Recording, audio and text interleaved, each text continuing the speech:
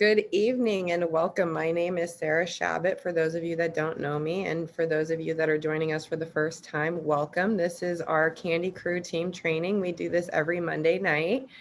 I am just so excited to be here tonight. I decided to kind of change things up this summer and reach out to some friends and some new friends like Mike that I've gotten to meet during this awesome opportunity that we're all a part of here at APL Go. And I really want to highlight some people that have been either in the industry for some time and have some more experience than us, or have really proven themselves to kind of be that rock star. And for those of you that don't know Mike Healy has more than 20 years of experience. He is a seven-figure earner in the network marketing industry, and he's known as a highly skilled recruiter. Mike has built massive teams and tens of thousands of multiple times, as well as personally enrolling more than 2,000 people, you guys. 2,000 personal enrollments. Can you imagine? That's really impressive. So over the last 11 years, Mike has become an internet and marketing expert, helping people and businesses quickly grow their brands and community in record time. So thank you so much, Mike, for being here tonight. I am really excited. And as I said before we hit record, I have a number of questions that I've written down here, but before I get into it, I just want to give you a chance to say hello to everybody and just. Yeah, absolutely. Thank you so much for having me on here. I appreciate it. It's truly an honor to be on here, and I would be more than happy to do it for you. Oh, thank you so much. So I know a lot of people have seen your success, but if you don't mind, can you share with me about the struggles? Yeah, so let me go way back in time and give everybody even a little more. I'll condense 20 years of time, experience into as short a window as I can. So graduated high school. This is how far back we're going. I'm 53 right now, so I've been out of high school about 36 years, 35 years. Actually, my 35th year, what do you call that? Reunion's coming up. Anyhow, didn't have any. I was supposed to go to the military. Broke my leg when I was a senior. So I got discharged before I even got in. Didn't know what I was going to do because that was my career path. Ended up getting in the bar business because I was a stocky guy. Became a bouncer and bartender for about 8 years. And then somebody invited me to a network marketing opportunity meeting at a hotel where a guy gave the worst presentation you've ever seen in your life. It was the most boring thing I ever sat through. I wish I would have been at the bar drinking while I was sitting there. And at the last minute out of I think it was about an hour and a half long, like the last 10 minutes, they talked about the income and just something clicked. Like it just was like, wait a second. And then I met some of these guys after the meeting, and most of them didn't appear like they had any major skills that I didn't have. They didn't have any business backgrounds. In fact, the one guy that gave the presentation. I mean, I'm not putting farmers down or anything, but he was a farmer, and that's what he did. And so it appealed to me, and I thought, hey, this is going to be awesome. I'm going to be rich by the weekend, and so on. And so I ended up getting into that progressively. I was able to work that first one to the point that I basically hated my bar career enough that when I got my first check, 3 months, it took me 3 months to trigger my first check. And when I got it, I quit my job bartending and said, it's real. I'm going full time. And basically I starved for the first year and a half trying to get that. So I would never recommend that to anybody, but that's kind of how I launched. And then periodically, over the period of time, I ended up getting obviously more and more skills to the point that I started learning. I was very much a student of the game. I asked everybody questions. I was always interviewing people. I was always going to all the events I could get get in front of. I was always taking notes, the whole 9 yards. And I just wasn't shy about it. That was kind of the biggest thing, is if I wanted an answer, I would ask until I got it. And if you gave me the answer and I didn't know what it was, or I didn't understand it, I would ask you again. I usually get an A for follow-up. And then over a period of time, I just stayed consistent. Probably took me 10 years into the industry. I actually said, I'll never do it again. I quit, and I actually got a job, which is the first job I'd had in 10 years. Personal training. And then someone again talked me into taking a look at something, and I said I wasn't going to do it, didn't want to do it. And then they ended up talking me into going to an event. And I went to the event, and that little spark of hope that was just buried somewhere under the embers of life. They blew on it, and it kind of sparked a little flame. And then I ended up going there to that meeting, that one, and coming back a year later to that same event, making, over 10 grand a month. And they talked about me on stage and the whole 9 yards. And my wife and I, Stacy and I, got to be on the cover of their magazine, and so on. And so then, just throughout the years, and then 11 years ago, I started understanding that the internet was probably not a fad. I started picking up some skills on the internet, learning some things, and just, kind of how I could implement the old school strategies and principles using new school technology is really what it came down to, and just really, really went at it. So that's kind of me condensing 23 years, 24 years worth of networking experience into a nutshell. So you can ask me anything you want tonight. There's nothing's off limits. So you can ask me anything. I'll tell you straight up. And that's why I think people like me when they, usually hear my trainings, is I don't sugarcoat a lot. I love when people are authentic and they don't filter, because I'm the same way. So I really appreciate that. And like I said, I don't have necessarily an order to these or a rhyme or reason why I put them in the order I did. But if you could go back to when you first started, knowing what you know now, what advice would you give yourself? Dream bigger, faster. I love that. Dream bigger, faster, because, because you're bombarded with stuff and people, and you're most of us are conditioned the whole 9 to 5 thing, and we're not going to beat around that one. And when you have the opportunity, in fact, the hardest thing I had to overcome in the first company I was in was, I was 27 years old. I've been conditioned that I literally did not know anybody that made more than maybe $50,000 a year. Like maybe the boss, my manager of my clubs maybe was making that, and he might as well have been a multi-millionaire to me at that point. And it took me a while to believe that there was bigger possibilities. And then when you start associating with yourself with people that are thinking in that level, because, everybody jokes around about, birds of a feather flock together, and your income is going to match your 4 or 5 best friends' income.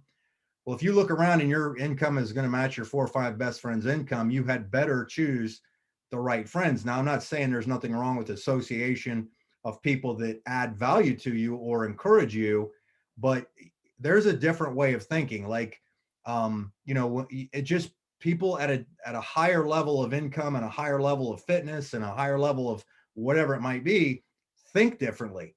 Like it's we can teach skills all day long, but in my opinion, it's your thoughts that are going to get you that next level, where you got to just believe in, you start to be around these people that have experienced it and so on. That's why events are so important, and why I've always gone to those, and getting even on Zooms like this, because you can hear from people that have experience and you can start taking it to that next level.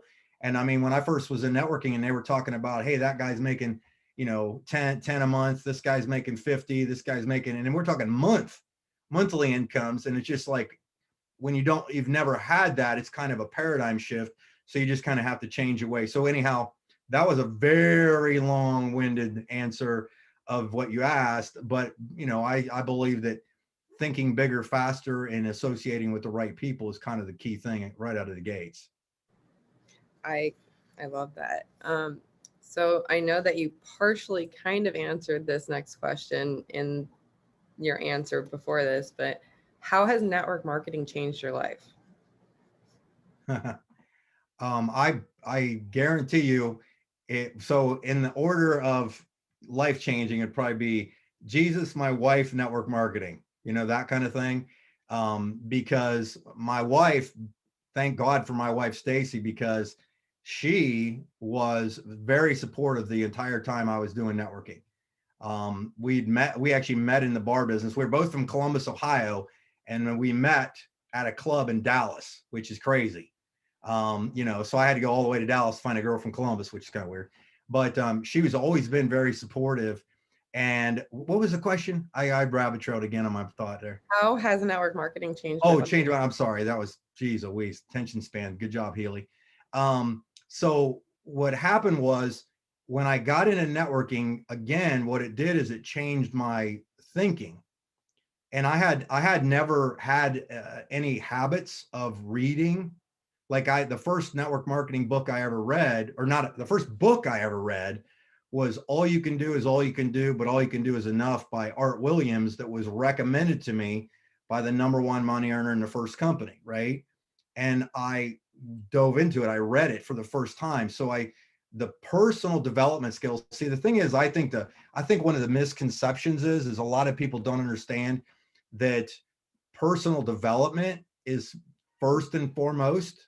Like Jim Rohn always talked about that if you work harder on yourself and everything else falls into place. And I think that was it. I mean, I had to get out of my comfort zone to public speak, because I knew that the guy in front of the room was probably making more than the guy sitting in the chair. And so I was like, well, I got to figure out how to get in front of the room. And I was terrified to do it, right? But you're not terrified to do it because you just make up these things in your mind. It's not as bad as you think it is. And I remember the first time I would get up and to get out of the nerves and stuff, as soon as I would walk up, I'd say, well, hey, my name's Mike Healy. I'd like to thank everybody who's coming. First off, I'm not a professional speaker, so if this is a terrible presentation, I apologize ahead of time. So we're just going to go for it. And everybody would chuckle. And if I did good, they loved it. If I was terrible, I already warned them ahead of time. So, I was good to go. But anyhow, for the personal development, but networking changed my entire path and career. And almost everybody, all my best friends, like 99% of them, have come through the network marketing industry. Whether it was a company that I'm not associated with, I'm still friends with people that were in 25 years ago with the first company I was in, 24 years ago. Very good friends with some of these people. I was scared to death, like I said, public speaking. I proposed to my wife at a network marketing event, a meeting with 2,200 people in it, because I was like, if I could get up in front of the room and propose to my wife, then all the other public speaking should be much easier than that. And, I'm still business partners with the guy that ran that meeting and let me get up on stage. Like, he remembers that and stuff like that. So it's been, I could go on and on about the benefits of the personal development side, but, obviously, if you increase your skills, you usually increase your check because you're adding more value to people. If you know more, you add more value to people. So I love that. I love the story about you and your wife. So what would you say to someone struggling with belief issues? It's a good question. It's a real good question. Usually belief issues, and it just in my theory, my opinion, a lot of belief issues come from your past, of the people that you gave authority to speak into your life, right?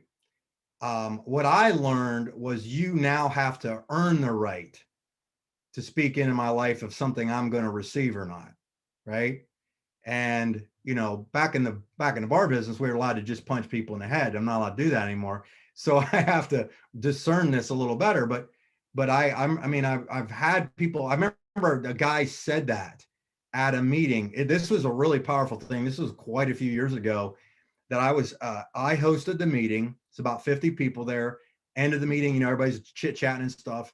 And I'm standing there talking to him, and he's getting ready to probably make a decision. And another person who was in the business walked over and got all excited. People get excited. They want to add their 2 cents and stuff like this. And this guy just my guy, Paul, asked me the question directly, but my guy, Wes, interrupted. And he looked at him and said, I didn't ask you the question. I need you to keep your mouth shut. And I was like, holy crap, that was pretty strong, right? And so then he did. The guy he just continued, and I answered his question. And then afterwards, I called him. I'm like, hey, that was pretty brutal. He says, listen, that guy did not earn the right to talk to me yet and speak into my life about something. Now, I know there's a kind of a strange, bold thing, but it just really resonated with me in the fact that in most cases, people are giving authority to people that shouldn't have, of what they, who they think they are or what they are and stuff like that. And one of my mentors, he used to say, he said, never take financial advice from somebody you don't want to be like financially. There's everybody, Billy Bob Brokenpour's got a bunch of theories on how business works, but he can't rub two nickels together. So that's kind of how I look at it. So anyhow, rambled again. I'm just going to keep rambling. It'll be all right. Somebody will decipher this. I love it. If you haven't noticed the chat, everybody's loving it. So just keep rambling if that's Okay, what I'll they just love. ramble. So how do you manage the ups and downs of network marketing? Another awesome, great question. Okay, so here's what you do is you have to kind of emotionally detach yourself from the results and get more process focused. Okay, let me expand upon this one. And if I say I forgot the question, just remember, have it handy. But the problem I see with a lot of people is they're so emotional that when they have a down day, if we're on a scale of 1 to 10, they're at a 2. Like we're literally ready to, make a grave for them.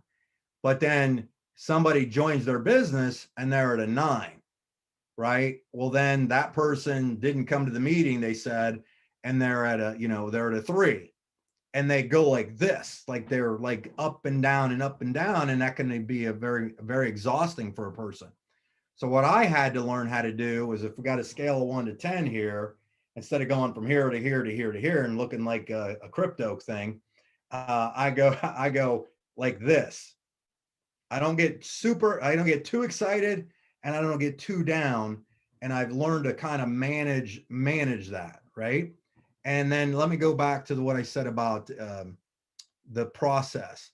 A long time ago, what changed everything for me was that I started really studying the numbers game of this business and networking, right? And like, yes, I've sponsored over 2,000 directs in my career, but what I learned were some of the key things was I could make up it. Jim Rohn says this on how to, build a network marketing business. I make up in numbers what I lack in skill. So I might not be a super team leader or very patient with people, and I don't like to chase people. I'm more of a hunter type personality. I mean, I'm definitely a Ruby or a red, or what do you call that?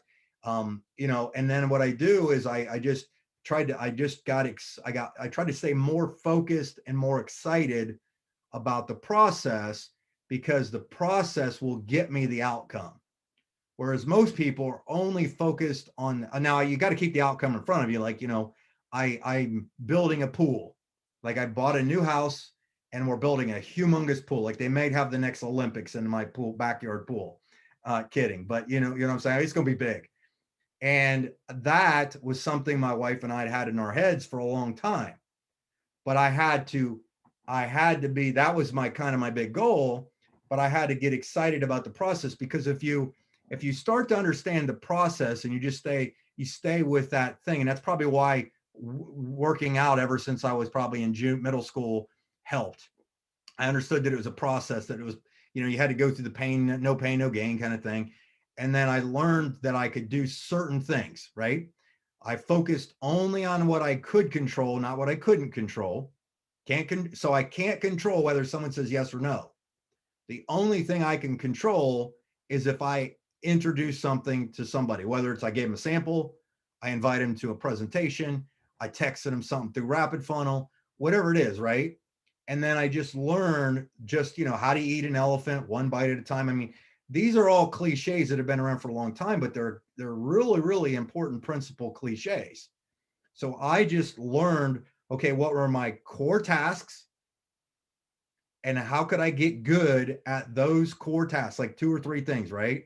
Introduction, presentation, follow-up kind of thing, and then I had 5 steps that I did. I prospect, I contact, I present to them, I follow up, and I repeat the process. That's all I did, is 5 things. And because of that process, I have, in any company I've ever joined probably from the last 16, 17 years, I've never not sponsored 50 to 350 people personal. And I've never not made probably over 6 figures annually, worst case, because I understood that it was a process regardless of the product, service, or opportunity. Because there's people are different, you know, people are people, right? Like people always say, well, people in my hometown are different. Well, somebody in your hometown could come right to my hometown with more enthusiasm and sign up the guy, my neighbor. You know what I'm saying? So it's just people are people. And so I understood that. So by staying process focused and knowing that if I gave out a handful of samples, somebody's going to probably say, yeah, this makes sense. Because I really believe I'm not an idiot.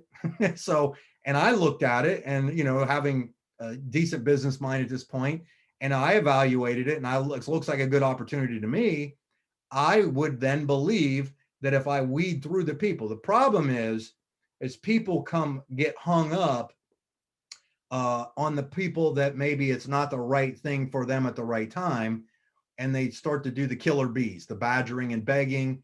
And then that drains them emotionally. Where me, I could forget I talked to somebody 48 hours ago, but I try to stay consistent. Right. And that's the kind of the mentality that I've had. And then you have an event and then you build for something, you know, so there's all these little strategies, but in overall, the simplicity of it is process focused, outcome happens. I love it. And, you know, I agree 100% because not just working out, but I think being an athlete, because you played sports, right? Mm-hmm.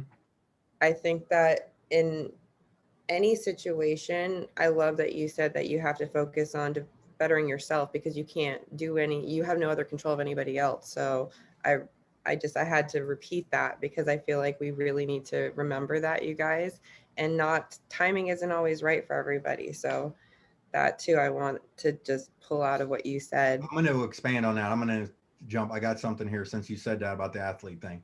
So might be a dorky story, but it's important to me. And so you're going to hear it. Here's the other thing that I've learned to do that's helped is I make mistakes fast and furious. Okay. Too many people take it so personal that they're like, oh, well, what if I say the wrong thing? Or what if I do the wrong thing? Right. I just learned to get myself out of the way. But back to the sports thing. The other thing too is when I learn a skill, one of the most important things or something I'm missing or something I'm not good at, I try to find the solution to it, figure out what the skill is, and apply it as fast as possible. Okay. So here's my example. I play racquetball a lot. Now I used to do MMA, but now I'm 53 and getting punched in the face is not as much fun as it used to be. And it takes much longer to recover from that. Right. So I played racquetball since I was probably about 10. So I'm a good racquetball player. Right. But recently I hadn't been. I just kind of have been slack, and I hate to lose. I hate to lose. I hate losing more than I even like winning, and there's a difference, right? And so I decided I'm not going there anymore and losing. And so what I did is like, okay, what do? I went on YouTube and I looked up professional racquetball matches. And literally for the last 2 weeks, probably an hour a day, I have been watching professional racquetball matches. What am I doing wrong? Where do I put my feet? Well, you know, and I can do most of the stuff. I just was missing these little fine-tuned points. So I had the basics, but I just needed to hone the skill a little bit. So a guy I never beat, who's kind of a douche, sorry. I've been wanting to beat this guy so bad, it's not even funny. It's one of those, and I'm pretty, you know, but anyhow, I played him today, right? And he's cocky in the whole 9 yards. And I was down 8-2, and you played at 15, rallied back, tied it up 8-8, scored 4 more on him. So I'm at 12. He got to 10, and I beat him. And I was like so excited. Well, then the next game we played cutthroat, which is 3 people. And I was down, we were tied 11-11. The other guy only had 3 points. And then I went up to 14. So I got to score 1 more point to win this thing. Right. And I hit it. We rally back and forth. I smash one, right? Like perfect shot, barely comes off the floor, and he calls what they call a hinder, which means that the point didn't count. And I knew he was just being him. And I'm like, are you kidding me? And so from remembering the racquetball stuff, and obviously I remembered how to hit these things from the racquetball thing, I hit a serve that's probably the best serve I've ever hit in my life. He couldn't touch it. And the other guy goes, justice has been served. And I walked out of there all happy. I've literally told 5 people that's 6 people that today. Now I got all you guys, and you got to hear my dumb story too. But thank you. I see the lady with Michael clapping her hands. Anyhow, but you see what I'm saying? So what I did is I said, okay, I'm not getting the results I desire. What can I do to become better? I watched videos. I went the last couple of days by myself in the racquetball court and hit certain shots over and over and over and over and over. And then when it was time to apply it, bang. One guy on 2 days ago, I played another guy, and he said, I crushed him. And usually it's close match. And he says, what have you been doing? I said, I've been watching YouTube videos on pro, and he kind of laughed like I was crazy. But again, this applies to this business. Is so many people just think they can join a company, and because the company has great products, that they're somehow going to miraculously fly off the shelves. But if you look at the people that have had the most success, it's not necessarily that they're the most skilled when they get involved, but they stay consistent in learning skills. They get better. You get better by applying those skills. You learn what works, what doesn't. You can tweak it. You can kind of course correct. And then you start getting results. And then when you're really cranking in the cash and everything, everybody looks at you and says, oh, you got lucky. So you have that to look forward to, oh, you're lucky. You brought over a team, or whatever dumb thing they'll say. But they never judge a person's harvest until you've seen the seed they've sown, buddy. Amen. So go ahead. So going back to APL Go, what brought you here? Cowrie Thompson. And I genuinely mean that. Okay. Let me give you a little more detail on that one. It's important in a lot of cases. There's a lot of people out there that are wondering why they're not getting more people. A lot of times it might not necessarily be an opportunity. It might be that you haven't developed as a person yet, because people follow leadership. So ask yourself this: how many leadership books have you read recently, or podcasts have you listened to? I mean, you don't have to read these days. You can get everything on audio. What are you doing? What are you doing that would allow somebody like me, to want to follow you? Right. And even though you might be brand new or whatever, so let me not, blow anybody's dreams up here, but maybe if you're new or you're not as skilled as you think you are, if you learn some of these leadership things, you start to think at a different level, which allows you to start communicating as a leader would communicate, which allows you to have posture to invite somebody to take a look at this thing better, and maybe introduce them to somebody like Cowrie or yourself, that kind of thing, right? And so, but back to the Cowrie, I respected from the industry. We became friends. We were never really in, we met in a company. We were not in the same organizations 16 years ago, and just stayed friends throughout. And, and I respected Cowrie for what he had done. I really have never heard anybody say anything bad about him or anything like that. We always everybody can find anything about anybody, but I've always respected him and his wife, Jenny. And so when he made a phone call to me, I listened to Cowrie. I wanted to listen to what he had to say. So that's a lot of times too, is people don't understand that credibility and influence is a big thing, but you can earn that.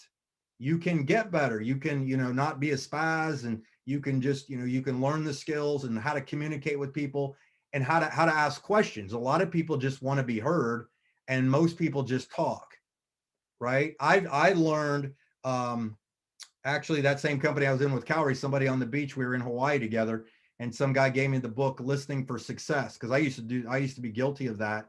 I'll just talk. Oh, you need to hear this. Interrupting them and all that stuff. And I just learned how to be a very, very good listener. And as I'm listening everything, it allows me to position all my answers correctly and ask them the right questions to get them on the path I really want them to take. And it's a skill. Listening for Success by somebody just asked it for me. It's on my bookshelf over here. Shapiro, Robert, I think it's Robert Shapiro. Listening for Success. It's about this thick. You can probably get an audio version on YouTube or something.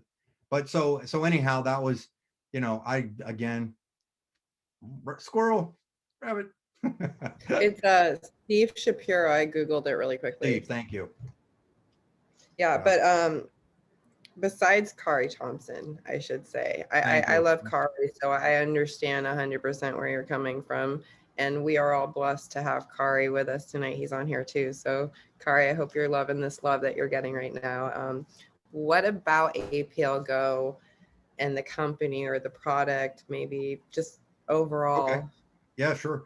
Let's, okay. So I'm no longer, I would probably assume that I'm no longer a rookie, and I'm also an internet guy. So I look at data. Like, you can't lie to me any longer about if a company's in momentum or not, because I know how to see Oz behind the curtain. Okay. And that's just a skill I picked up. I look at all kinds of stuff because I get pitched literally every day. Somebody's pitching me on opportunities, which is cool. I've earned that right. So it doesn't bother me. And I'm just curious as to what's out there. So I hear everything and stuff like that. But when Cowrie brought this company to me, there were a few things that stood out to me, right? Like, it was not a Me Too product. That was really significant, because I know I've been one of those guys where I was just in a service-based company where, you go, hey, you don't want to be doing those pills, potions, and lotions. But then when I was doing a product thing, I was like, hey, you don't want to be doing a service thing, right? So, it is what it is. But it was not a Me Too product, right? Like, I get, a lot of these are just rehashed ideas with a rehashed comp plan and things like that. So it's like, I've seen all these things. So you had unique deliverability of botanicals that have legitimate backing and science behind them. But then if you look up the actual science behind this product, it's insane. Like, it's really, really amazing. I mean, it's like they take botanicals, they put them in a thunderstorm, they embed them into these drops, and you absorb them with 100% absorbability, which is amazing, right? Like, that's just hard to believe. So if you think about that, so I then think from a business standpoint, this is a good tasting product. It's easy to sample. It's easy for people to talk about. I pretty much guarantee you no one's ever going to have a bad experience from it. They're always going to have some kind of positive thing because it tastes great. I've taken some nasty stuff in the day with supplements and stuff. But then you look at that. Then I found out that this was not a startup, even though I don't have the patience, tolerance, or I guess the thickest skin anymore for startups. Like, I just can't, that kind of thing. And here was this company was already 9 years old, had consistently gone up every single year. You can look that up on businessforhome.org. And here we were, they did last year with really, I don't even think the added US sales were in that. They did like $125 million last year. Usually companies are started in the US, then branch out. So here's a company that's already worked out probably primarily most of the kinks, now launching in the US. So we got the advantage of that. The other thing too I looked at was the comp plan, right? The comp plan has to be something simple, because usually comp plans dictate behavior. And if you can just make it fairly easy for people to make enough money that's worth their while to refer to people's products, they're going to do it, right? Especially if they like it, they get enthusiastic about it, and they could share with it.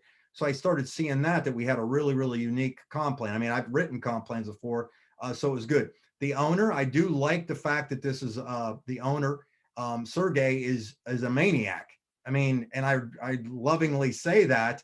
And the fact that, who is this dude, right? He's Houdini on one side. He's a network marketer on the other side. He's a real estate mogul. He's Russian. He's flying all over the place. He's catching people on fire at these events. I'm like, I got to party with that guy, right? And I don't even party like I used to. But it's pretty funny to see something, so you got a guy that's young, aggressive, goal-oriented, and obviously Cowrie gave me a lot more detail, which, was just amazing to hear how he had. And then you look at timing again, so we have the advantages of being in early on something without all of necessarily a lot of the hiccups and headaches. So then the last thing was back to my data thing that I'd started with is I then went and I look at website data, I look at keyword research, I look at traffic and stuff like that. And everything's everything's trending as a company I would like to see that's stable, growing, and probably got some serious and significant potential. And so here we are. I mean, really still, soft launch, whisper launch, or whatever. They really haven't even said we've officially launched in the US, even though everything's been running, clockwork. And I now know that they brought some new guys on, the new guy, James, on from corporate, that they got some great things they're doing there. And oh my gosh, I almost forgot this one. The last thing is systems. I'm such a huge systems guy. It's not even funny because I like to automate everything because you can make a job out of network marketing, and I never joined it except for the freedom possibilities. Like that was what I saw. All I saw was I could make a ton of money and be on my own. Where I see people that they're working more hours than they would have been working at a network, at a job, and I'm like, it's not fitting right. And so I always looked at systems. How can I automate this? How can I make it easier? Because automation is to your time, what compounding interest is to your money.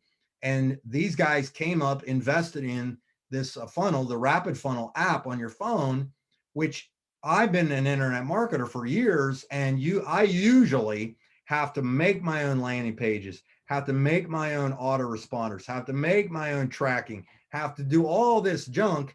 And for $19 a month, you're telling me I can have this with the best platform because people are more used to texting than anything else out there. Like email campaigns hardly work at all anymore. Like you get like a 2% open rate, but texting, people still open text, and you can send rapid funnel pages and videos, and you can even add your own stuff. So if you add all those things together, it's everything you would want in an opportunity in a company. If you just, again, go back to learning the skills and you stay consistent, stay in the game long enough, you will find people that, even if you haven't, that you get a few people in that will find some people who will find some people, and all of a sudden organically, you're leveraged. So that was a pretty long-winded answer on how I met Cowrie, right? So Cowrie said, yeah, talk to me. And I blew Cowrie off for 6 months, just to be clear. He contacted me when they were first potentially launching in the US. And I'm like, lozenges? Or like, come on, please.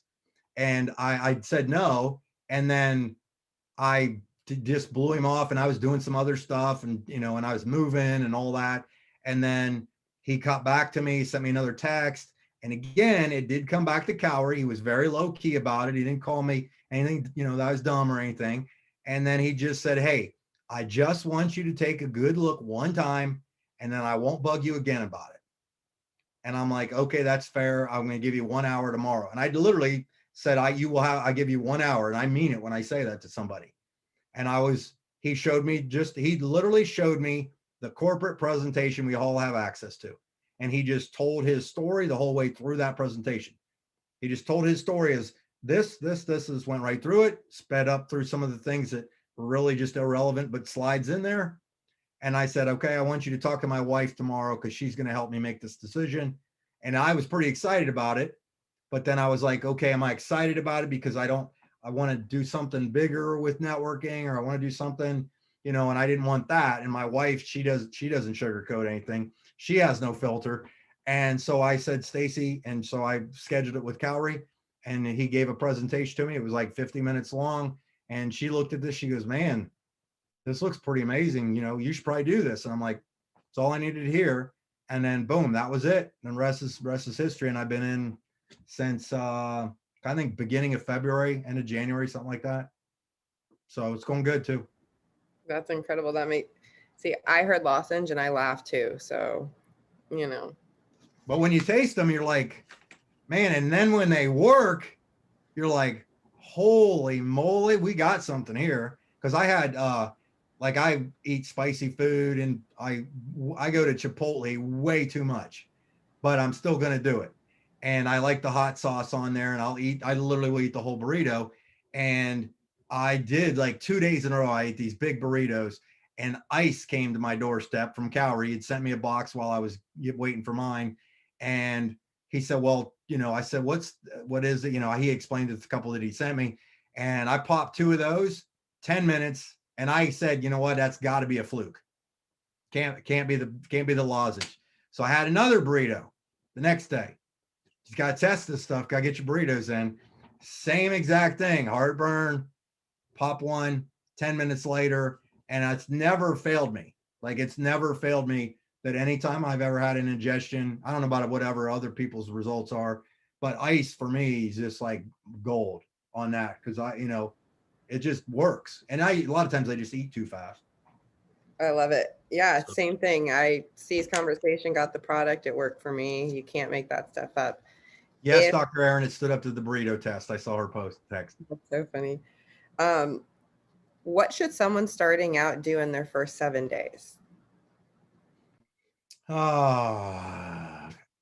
know what? I think that in your first 7 days, you should take the time to get your belief up, probably first and foremost.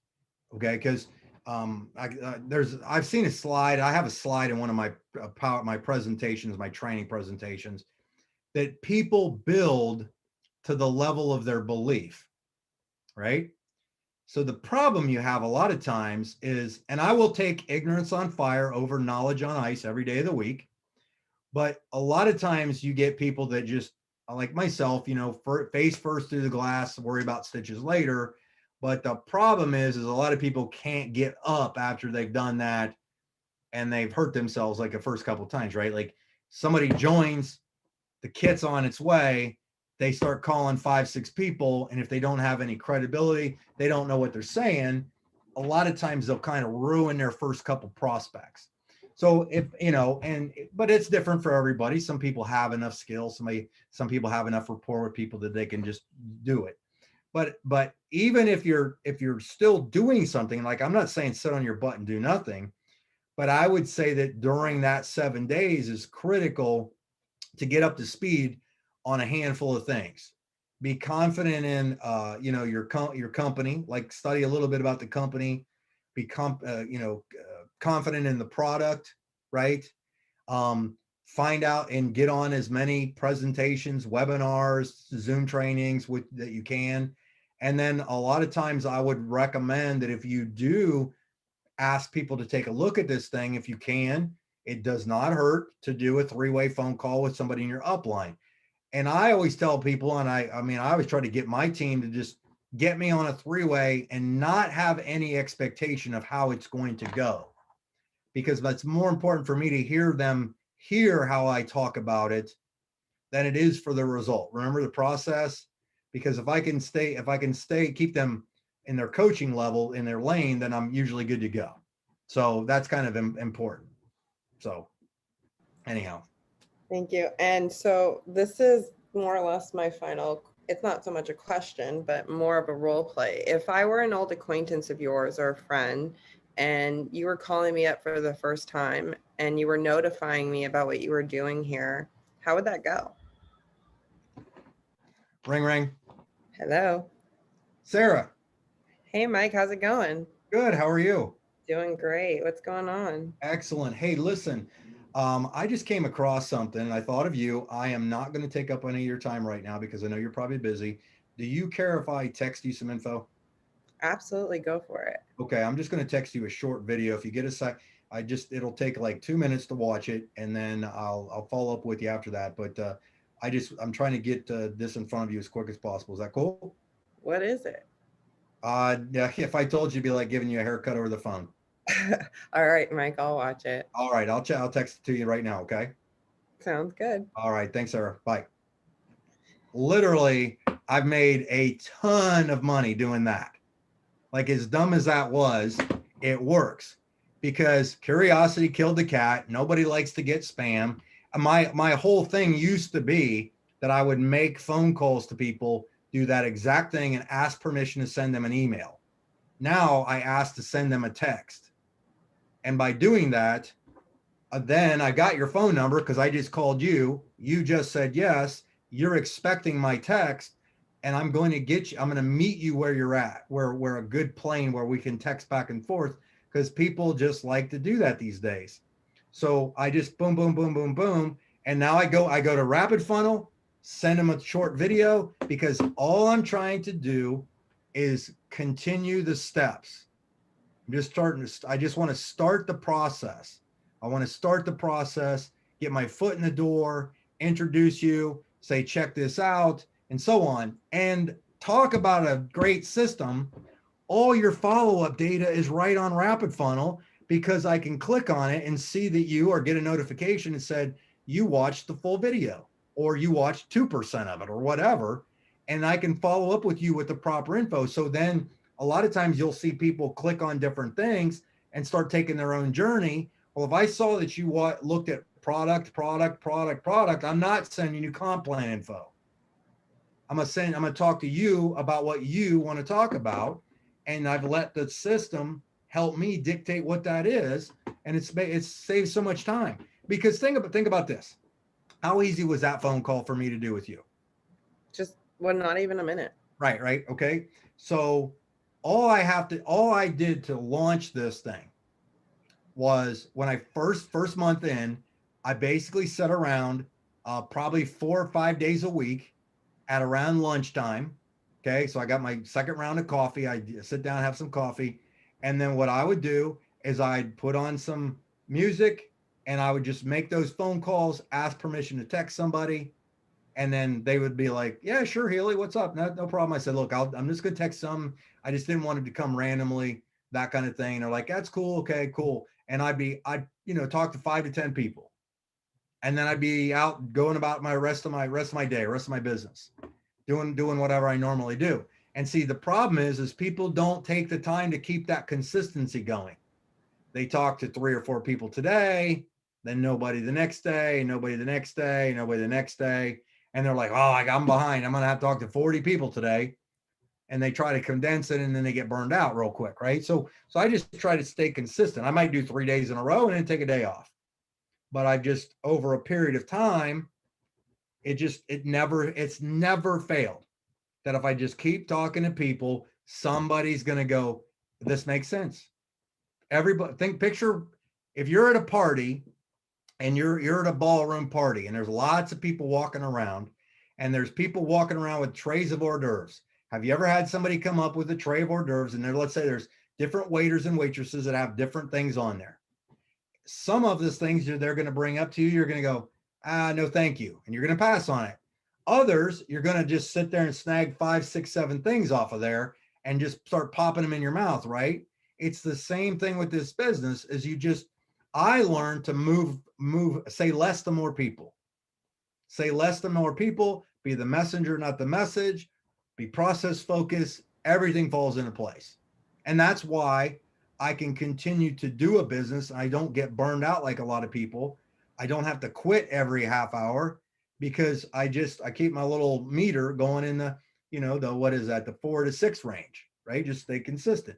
Oh, somebody got in and they bought they bought a 1 box of product. Awesome. That's fantastic. Hey, they got in, they bought a diamond pack. Awesome. That's fantastic. I don't know whether they're going to, be duds or studs, zeros or heroes.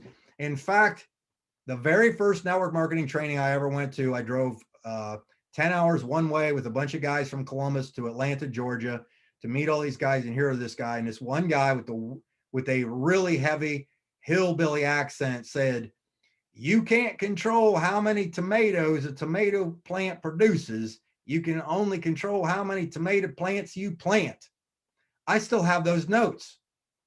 And that was a life-changing philosophy to me, because I was like, that makes sense. And then I ended up meeting some people throughout my career that I asked what they had done differently.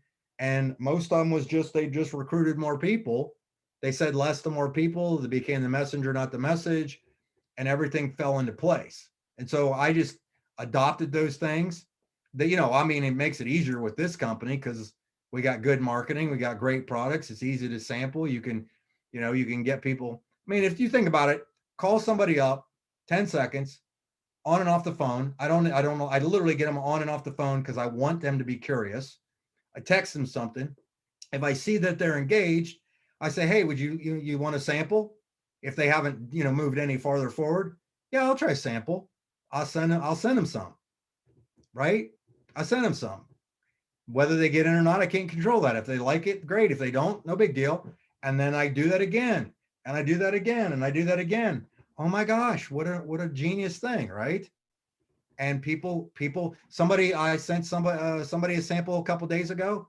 Totally forgot I sent them a sample. Totally forgot. Lady calls up, says, hey, I got your sample. I really love this thing, or I really love this.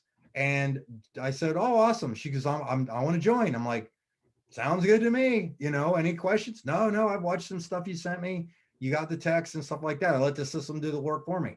Because the other thing too is I always try to push and promote systems, because if you end up building a big group, if you're the queen bee, is what I call it, the queen bee syndrome, not you, Sarah, but if you decide you're the queen bee and everybody has to come to you for all information, all training and stuff, it's cool at first and it builds your ego, but shortly you can't handle it. You can't handle the growth. You can't scale. Nobody can do what you do, that kind of thing. So that's why I try to put an emphasis on systems, because systems are the leverage that turn ordinary people into extraordinary performers.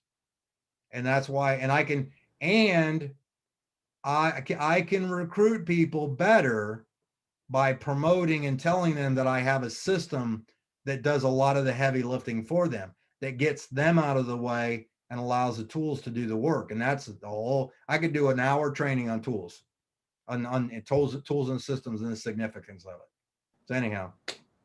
I love it. And that was really my final question. But before we open it up for a few minutes for questions, I wanted to ask you, and I know Dr. Erin's on her too, so if she wants to unmute for a moment with you, I really love you guys to promote the Columbus event that's coming up and just take a second for that. Yeah, absolutely. So on July the 24th, which is literally the following Saturday, like I'm literally days away, like I can't even believe it's already here. We're going to do basically a big team regional is what I call it, because I bought the domain a few years ago. So anybody in APL Go is in the team. We're all the team, right? Team regional, $5 a ticket. It's at the Embassy Suites Hotel right next to the airport. It's going to go from 10 a.m. to 3 p.m. I've got Dr. Erin and Garth. I've got Cowrie coming. Obviously myself. I've got Dale Calvert, Michelle Stoneley, right? Stoneley. I've got Curry Russell. I've got some, and then I have I have quite a few people from my team and some other people. Then I'm going to have testimonies there and stuff like that. I interviewed Dr. Erin. Hi, Dr. Erin. I see you popped on here. You're going to be there, right? Absolutely. It's going to be rocking and rolling, isn't it? So good. You guys, everything you just shared tonight, like that will change your business. Can you imagine all day learning from absolute rock stars in the business and APL Go? It's going to be fantastic. I mean, if people go to an event like that, they might have a belief level of like 3, 4. They're kind of doing it. They're on there. They're fulfilling auto ship. But when you go there, your belief is what's going to set you on fire, because you're going to do it. And because your belief goes up, your ability to learn increases dramatically, which that gives you the skills to go out there and apply it. Am I speaking truth, Dr. Erin? Who wants a big pool like Mike Healy? I do. Just do what he does. Right. Now, I'll tell you this too. Not everything is glam and glitz. I just paid cash for somebody up the street had a car and I needed a third vehicle, because I don't go around. I'm a homebody, and I paid $1,500 for a Toyota that has 246,000 miles on it. So I got a nice pool back there, but it's a nice good looking car. But I mean, think about that. I just was riding my bike and I go, hey, that's kind of a cool car. That'd get me to the gym if I need to, because my son's going to college. He's taking one of the cars and everything like that. That kind of thing. I got Lexus too, so we're good. But I just drove my bike by, said, hey, Stacy, like that car? We took it for a test ride, paid cash, out the door, here we go. So that stuff like that, when you have a business that starts to produce cash, can give you options, can give you things to do and make for a better life. Options. You get to design your life when you take control of it. And I love that we get to learn from you tonight. Thank you so much. I'm really jealous that I won't be able to join you guys in Ohio. So I hope that people share videos. And I know we're going on 7 o'clock, 10 o'clock Eastern, but if you don't mind, we'll give everybody a few minutes if they want to unmute themselves and ask a question or two, and then we'll wrap up tonight. I see Sure, Dr. Aaron's raising her hand. Go ahead. Oh my gosh. Mike, that was incredible. Thank you so much. It's been so good to get to know you. Can you talk about why did you quit the first company that you said you were with after years? And what do you believe is the state of the industry? Like, what do you see? Wow.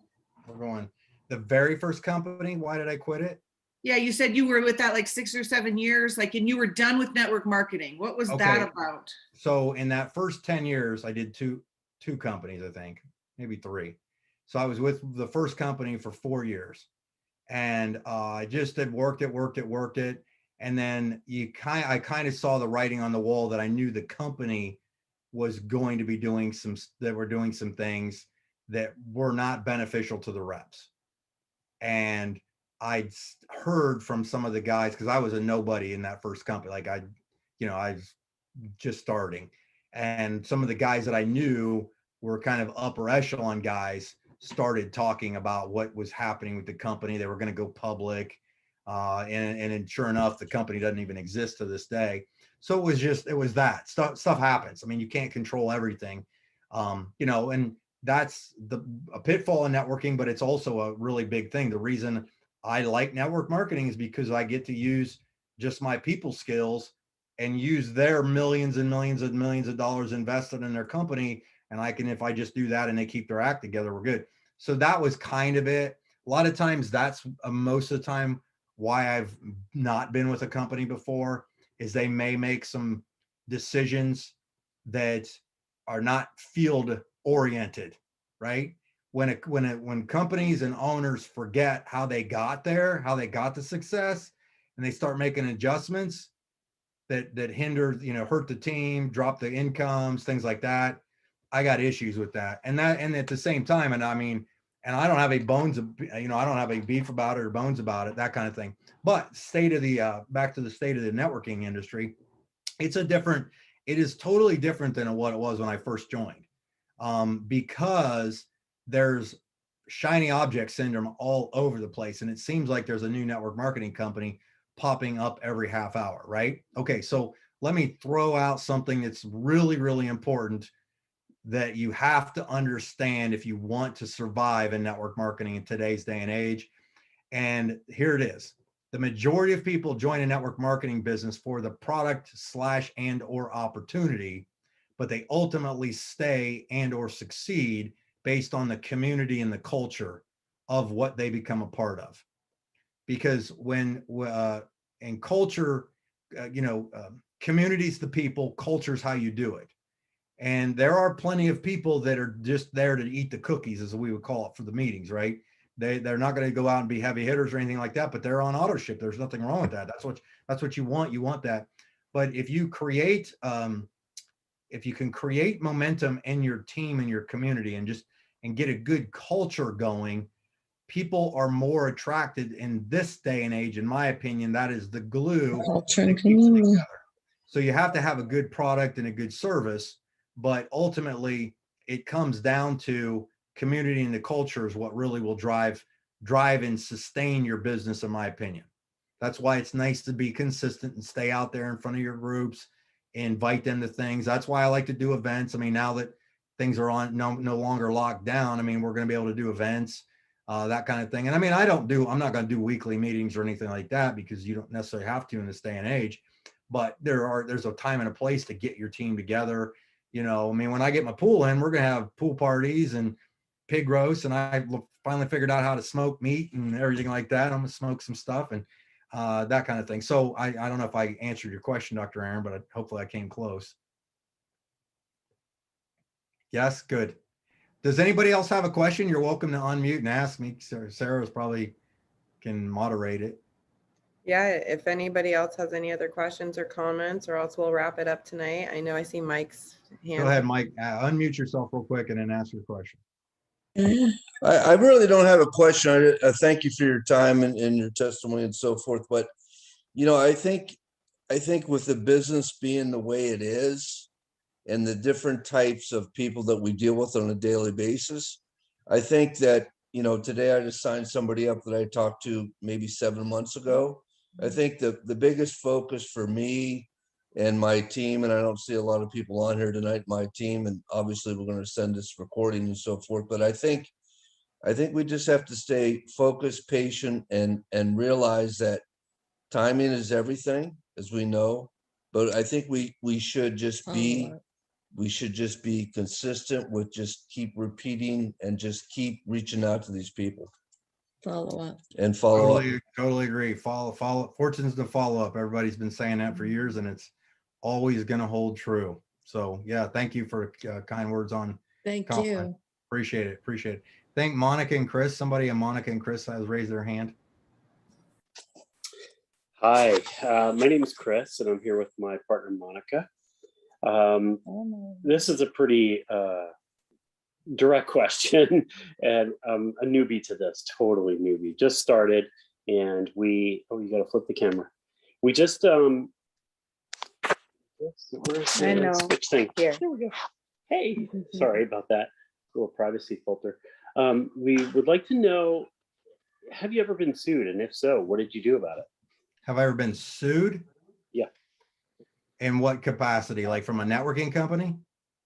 Or from someone who you've sold to? No, I've never had any legal issues with any people that have ever brought anything or anything like that. I was terminated from a company once. Because I was one of their top earners, cover their magazine. I was threatened with $24 million worth of legal things and all that stuff. And after I'd looked at it and started asking around to some professionals, I realized, I kind of understood what the game was. In a lot of cases, companies, when they are threatened by leadership that maybe leaves or whatever, they a lot of times will put these things out there. It's not a joke, but I jokingly say it's like putting the dead body on the wall, you know, as an example. Like back in the Viking days, they would put the heads of the people they'd killed on a stake in front of the place, so that if you decided to do what they did, you could end up like this. And a lot of companies will do that, and they'll try to frivolously go that. And you got to remember too, lawyers get paid to keep something ongoing, right? So they're trying to keep their jobs. But the thing is, there's been laws recently passed, like recently in the last couple months, that are all into the distributor's favor. Like that that these companies can't do what some of them have been doing and stuff. You're still always going to have companies that are just dumb. But I have, in all the years that I've been in, I've met thousands and thousands and thousands of people, and I've never heard of anybody being sued from a product standpoint, as far as a person giving somebody product ever. But I've had friends that have had legal issues with old companies they were with. And again, it just comes down to those companies know they got there because of those people, and they have influence, and people are probably going to leave to go to them. But the thing is if we're all independent reps and a company really doesn't have, if I sign an independent rep form and I'm a 1099 thing, there's, so anyhow, not to go into detail on that, because I'm not a legal guy. So no, I've never, corporate America has way more issues than we do in networking. So Thank you for your answer. Yeah, no problem. Anything Anybody else? I answered everybody's questions. They're just geniuses now. You left everybody speechless, Mike. That happens, right? It's all good. So I'm gonna stop recording. Mel, here. you gotta hold on one second. Mel, do you have a question? I saw Mel raise his hand. Unmute yourself, Mel. Oh, you're good. Hey, Mike, great job, brother. Thank you, sir. Yes, great to be here. And Mike Healy's training is above reproach. I've been with him for years, and he's the real deal. So I'm just glad to be here with you, Mike. Thank you, Mel. You don't have to say Saturday. that about me. You don't have to say that about me, but thank you. See you Saturday. It's all He's good. speaking truth. And Mike, thank you so much for being on here tonight. You know, it's why I asked you to be on here. It is an honor to have you on the Candy Crew team training. I hope to see you on here again. I know this is your second time on here, so thank you for spending a little bit over the last hour with us tonight. And I can't wait to see pictures and videos from the event in Columbus, you guys. And we're not having a Candy Crew team training next week. I will be up in Seattle actually for an event that we're doing, an opportunity up in the Seattle area. So if you guys know people up there, let us know, because we'll have some stuff going on. It's next Monday night. And then Kari will be our guest the following Monday. So Nice.